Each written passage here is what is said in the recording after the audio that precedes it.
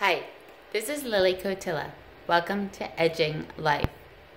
I'm going to introduce a new therapeutic concept in terms of relational connection and establishing physical intimacy and or talking intimacy, touch, whatnot, and how to manifest and or accept the patterned cycle between the two of you.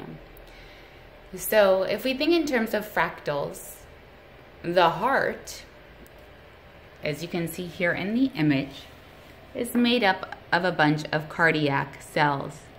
And when the heart is spliced apart, each cardiac cell will actually beat in a petri dish at its own rhythm.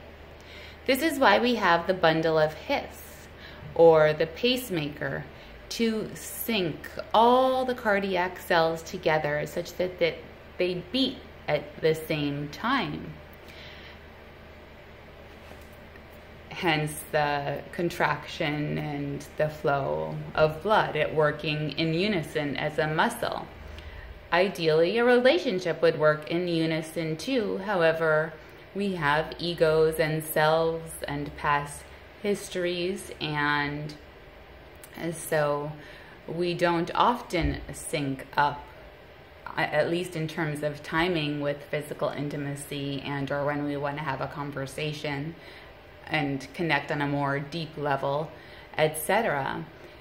So to have this external awareness that you are both two heart cells beating at different paces is an important awareness, because then you don't take so personally that the other doesn't want to connect with you. And the person who actually has to do more internal psychological work is the individual who wants to connect more frequently. So for example, if you look in this diagram here, on the top line, that is an individual or a heart cell, let's say, that beats once a day, that wants to connect once a day with partner. The other heart cell or individual, the beat of that rhythm of that individual is once every 6 days. Beat is sounding kind of funny in this context because of the double meaning, but I really didn't mean it to start off that way, but I was just thinking of a heartbeat. But anyway, I'll let your imagination take you where it wants to go with that one. So here, the 1 day connection person in an ideal world has to wait 5 days in between when the other person wants to connect. So up close, this is what the cycle would look like.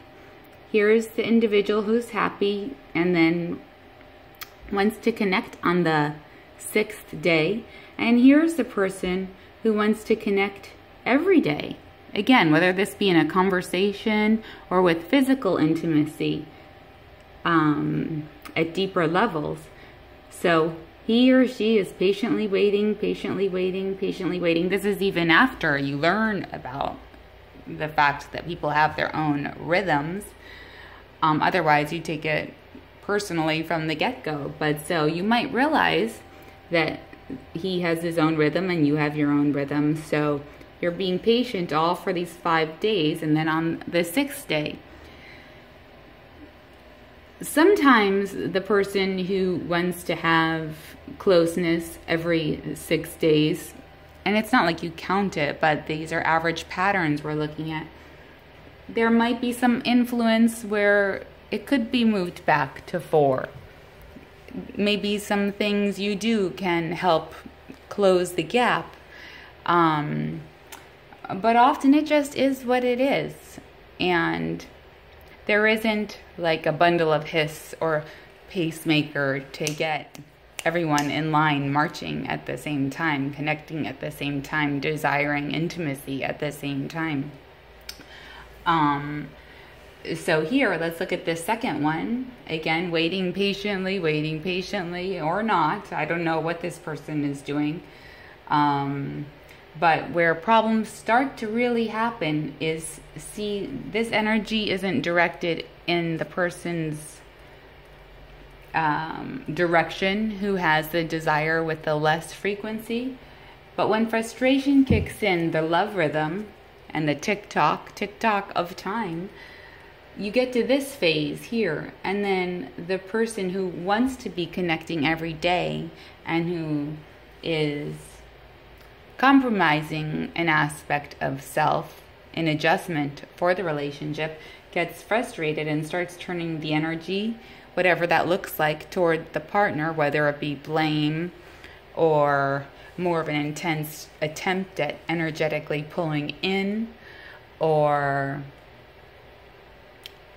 creating fights, or going outside the relationship. There are different behaviors for different people, but the result will be the exact opposite of what one actually wants.